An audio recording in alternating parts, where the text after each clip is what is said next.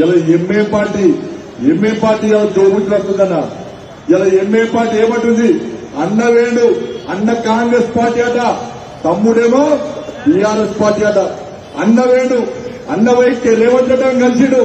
అన్న అన్న అన్న మా తమ్ముడిని కేసీఆర్ పిలిచిందట, 200 కోట్లు ఇస్తానని బీఆర్ఎస్ పార్టీ సపోర్ట్ చేస్తే మరి నువ్వేమి ఇస్తావనంటే నేను దోషం ఇస్తా అని చెప్పి అన్నవై రేవంత్ రెడ్డి సంకల్పం వచ్చాడు.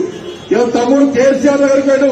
KCR sir uncle uncle uncle uncle uncle uncle మా అన్నవై రేవంత్ రెడ్డి కలిసిడు, 200 కోట్లు ఇస్తాడ.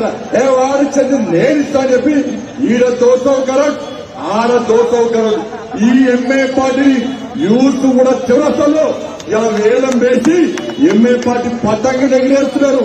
ఇలా పెద్దమ్మ గుడి మర్చిపోకుండా బీజేపీని గెలిపేది, పెద్దమ్మ గుడి నిర్మాణం ఎక్కడ జరగదు.